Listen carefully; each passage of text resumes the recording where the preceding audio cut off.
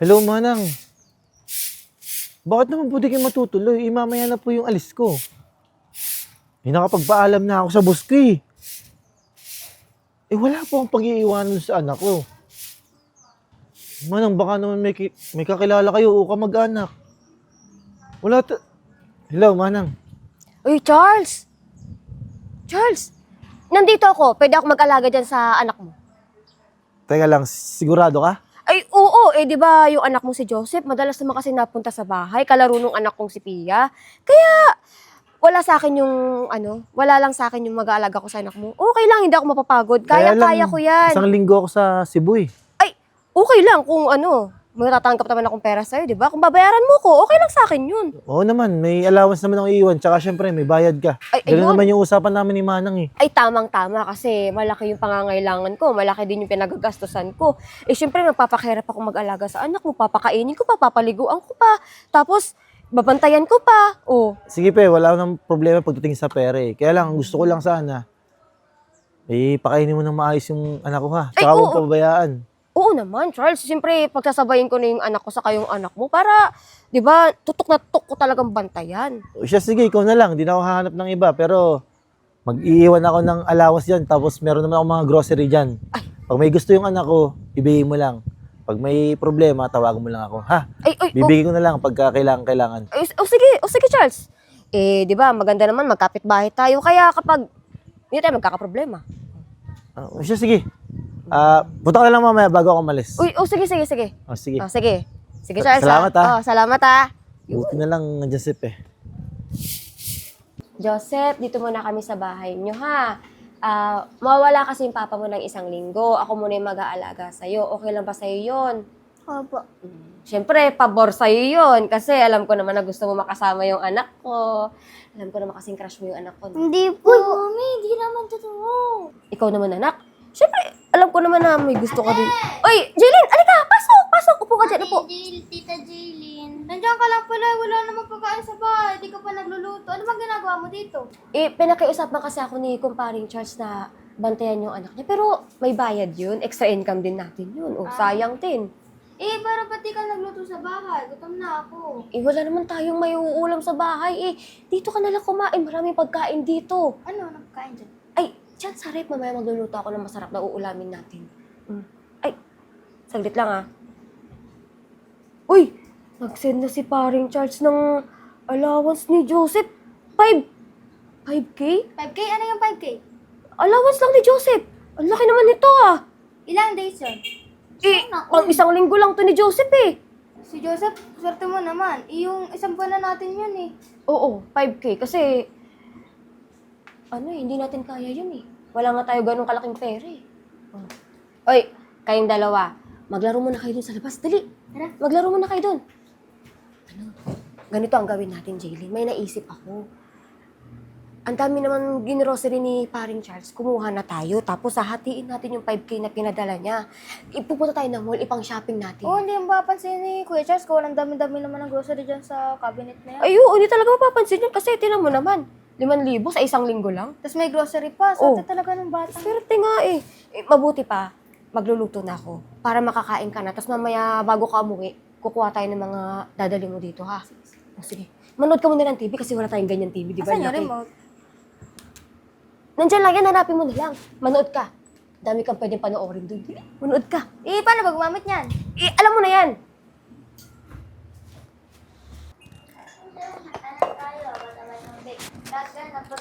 Ate, ba't naman ito yung pinaulam mo sa akin? Bakit? Tinan mo. Tayo na naman. Jaylin naman, hayaan mo na. Uy, Okay ito. lang.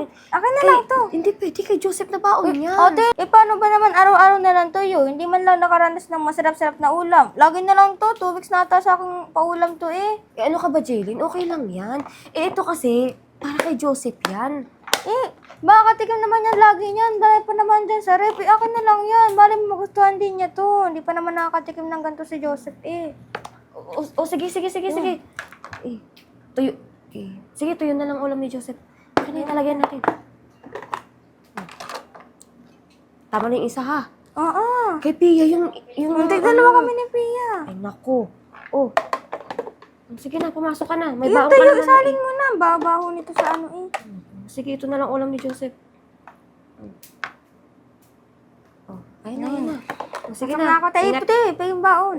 Ay naku, Jaylin, di ba binigyan kita kagabi ng baon? 50 lang yun. Kulang yun. Tsaka di ba malaki naman yung binigay sa'yo ni Kuya Charles? Naku, sige na. Ibigyan kita pero pang 1 week mo na to, ha? Oh, baka naman gastusin mo naman Pasok na ako. Ingat ka, ah. Yeah. Mama, Ah. maliliit na po kami. O sige, ito. Baon ko po. Sige, ito, baon mo anak, ha? Kumain ka ng maayos, ito yung baon mo. O, baon mo. Thank you po. Joseph, nagbabaon ka ba ng pera? Opo. Eh, Una na po ako. mamaya anak, hintay mo na si Joseph. Magkano ba pinapabaon sa'yo ng papa mo? 100 po araw-araw. Eh, 50 na lang yung baon mo kasi, kunti lang kasi yung iniwan na pera ng papa mo eh. Okay na yan, di ba? O sige, ito na yung baon mo ha. Akin na, lalagay ko sa bag mo. Bilisan mo, nandyan na yung school bus nyo, naghihintay na, oh. Oh, ayan na, dali, pasok, pasok. na, Bye-bye, love you. Mama, I love you.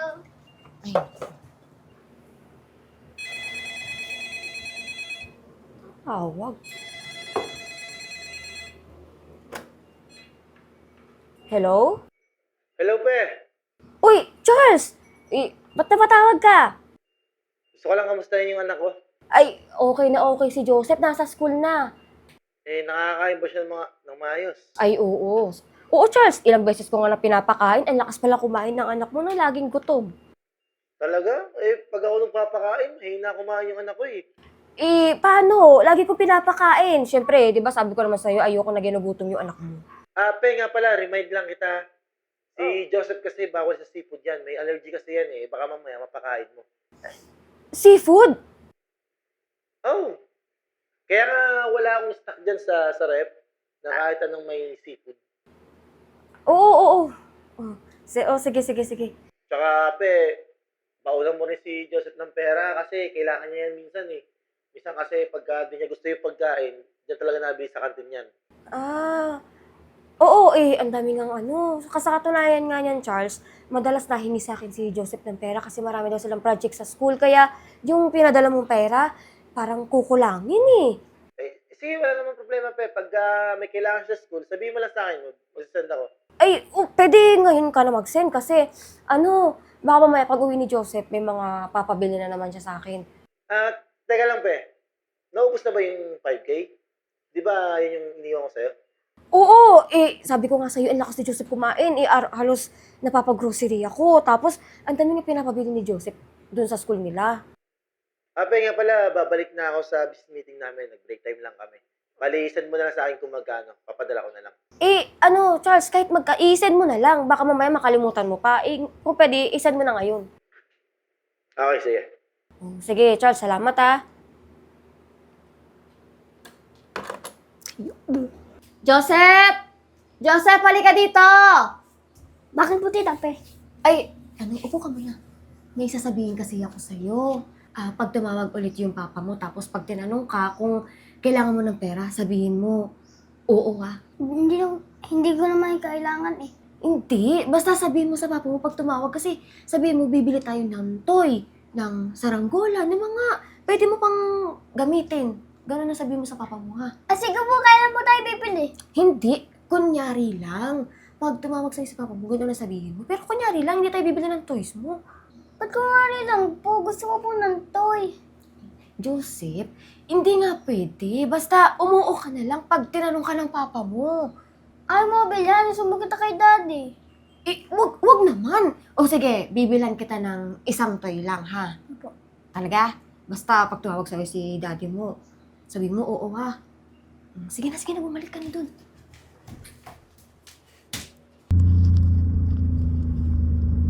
Hello? Hello, Sir Charles. Buti naman po sumagot na kayo. Ilang araw ko na po kayong kinokontak Ma'am, bakit po? May naging problema po ba? Naku, sir. Kailangan niyo po kasing malaman kasi si Joseph lagi pong matamlay sa school. Ma'am, bakit po? Ano po nangyari? Napapansin ko po kasi ilang araw na siyang tuyo yung ulam tapos nag-iitlog. Ha? Tuyo po. May allergy po yung anak ko eh. Ay, ayun nga po, sir. Dinala po namin siya sa clinic. Hindi ko naman po kayo makontak nung tinatawagan ko po kayo. Ma'am, nasa business meeting po kasi ako eh. Kaya di niyo po ako makontak. Pero may pinag-iwanan po ako. Yung kapitbahay po namin, yun po yung nag-aalaga sa anak ko eh. Naku, baka hindi po siya aware sa mga pinapakain niya dun sa anak niyo. Inaawa nga po kami kasi talagang ang dami niyang butlig-butlig sa katawan. Ganun po ba, ma'am? Ma'am, hindi ko alam gagawin ko kasi nasa biyahe pa lang po ako eh. Sige po, maraming salamat po dun sa pag-update niyo sa anak ko. Sige po, Sir Charles, kausapin niyo po mabuti yung anak niyo kasi tingnan niyo po kung okay na po talaga siya. Pero nadala na po yun sa clinic. Sige po, ma'am. Maraming salamat po. Sige po. Ate, yogurt. Ako na lang to. Sige, soft drinks, mo na rin. Uy, Nagulay lang naman yun. mapulit tayo minsan. Ay, Sige, dito meron dito frozen food. ito. Ano ba to? Ay, salad yan. Kunin mo na yan. Masarap yan. Ito pa. Oh, parang may pambaon. Oh, ito. Maganda. Ang dami. Ito pa. Ayun, may imbutido. Imbutido. Yan, hotdog. May hotdog.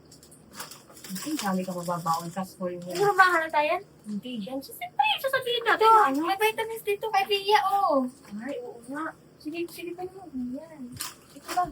Ito pa, pampatalin mo. Madali na, pero ano to? Ano dapat sa wala yan? Ano ba ito? Para namang ay, buhangin. Hindi. Ito. Ay, wala tayong ganito sa bahay. No, kunin mo na lahat yan. Ano? Ito yung ketchup sa mga Ay, Jollibee. hindi pa tayo nakakatikim. Wala pa na tayong fries, wag na. Saan naramit mo? Basta. Wala ka na bang Gusto ko rin, pwede na siguro to Wala, hindi. Ito pa, oh. Okay. Alam ko si Jigo. Sige, kunin mo na yan. Ang bigat na ito, baka hindi mo na kayanin to. Sige na, tama na yan. Kumuha ka na lang sa susunod na araw. Ano ko pa hindi po? Charles? Kamusta? Okay lang. Ito dadalhin ko sa school ni Joseph. Kailangan niya kasi ito Gawa ng mga classmate niya, yung mga magulang, nagdadala ng mga kanya-kanya food. Talaga? Oo! Ito, ang dami na Katatawag lang sa akin ng teacher ni Joseph. Ano pinababa mo sa anak ko? Yung mga frozen food dito sa ref mo. Kaya maintindihan ko pa eh. Kung magsabi ka sa akin. Pero kung araw-araw babaon na ng itlog yung anak ko, tapos pinakain pa ng toyo, di ba yun? Ito naman si Charles, para masanay yung anak mo. Hindi naman pwedeng laging frozen food yung ulam niya, di ba? Kaya dapat nakaranas din siya ng... Exactly. May iniwan akong alawan sa'yo. Tapos nagpadala pa ako. Pati yung pagluto ng iba. Isang beses lang naman yung Charles na pinagbaonan ko si Joseph ng tuyo. Sino sinungaling? Yung teacher ni Joseph? Sensya ko na, Charles. Kasi kailangan ko kasi yung pera. Kailangan kasi dun sa school ni Jalen, sa kapatid ko Ba't ako? Bakit Jalen, di ba? Kasalanan mo naman kung bakit tuyo yung ulam ni Joseph. Hindi naman ako. Inagaw mo yung baon ni Joseph. Hindi naman ako nangingi ng pera. Ay, kulang naman. Paano niyo papalawanan to? Paano kung may nangyaring masama doon sa anak ko? Kasi naman, Charles, late mo naman kasi sinabi na allergy pala yung anak mo sa tuyo. So kasalanan ko pa ngayon. Oo! Bakit? Nabilin ba ako na pabakunan mo ng yung anak ko ng toyo? Pinatry lang naman namin yung tuyo kasi masarap naman yun ah. Oo. Kung masarap yun, bakit mo pinalitan yung ulam ng anak ko? Syempre mas masarap yung ulam ni Joseph. Kaya pinatry. Pagpasensya mo, Charles, ito naman. Minsan lang kami kasi makaulam ng masarap na pagkain yung tuyo, ayaw mo na makatikim yung anak mo. Bakit di mo sa akin sinabi, pe? Tumawag ako sa'yo para kamustahin yung anak ko, ah. Sinabi ko naman sa yung totoo na okay naman si Joseph, nakakakain ng maayos. Hindi naman palaging tuyo ang ulam ni Joseph Oh, pag dito yung itlog. Ito naman si Charles, healthy naman yung anak mo, nakikita mo, naglalakad, buhay pa. Okay, sige. Nasaan yung pera? Total naman, di ka gumastos, di ba? Ano? Nagamit ko na. Pasensya ka na, Charles. Hindi mo na ka din kasi pangalan namin. Okay lang, pandagdag mo na yun sa bayad sa akin. Bayad na ako sa'yo, di ba? Saan mo si Charles, ba't ka naman... bonus mo na sa akin yun. Ang dahil mo naman reklamo, napagod niya ako kakaalaga sa anak mo eh. Habol-habol ko pa yan doon, oh. Kung saan napupunta, sinusundo ko pa yun, nakikipaglaro doon sa mga kalaro niya. Tanungin pa yung kapatid ko, pagod na pagod ako dyan sa anak mo. Nakakakulit pa. Bayad ka. Huwag mo akong sumbatan sa inaalagaan mo yung anak ko. Bukod pa dun sa allowance na hindi mo binigay. Charles, pasensya ka na. Pera lang naman yun sa'yo. Pera lang naman yun eh. Alam mo, wala akong problema sa pera eh. Pero yung ilagay niyo sa panganib yung anak ko, hindi okay yun. Dahil mukha kayong pera. Charles, grabe ka ha. Ngayon lang ako nangailangan ha. Parang di tayo magkakitbakan eh. Yun na nga eh. Alam mo, hindi ko pa palampasin to. Uy, Charles, di ka pa magpasalamat sa akin. Ako pa nag-alaga sa anak mo. Kung hindi dahil sa akin, wala kang mag-iiwanan. Bayad ka, baka nakakalimutan. Sige, para matapos ito, sa barangay na lang tayo mag-usap. Para di na maulit na. Charles, huwag naman. Para alam din ng mga kapitbahay natin kung anong klase kang tao at nang maiwasan ka.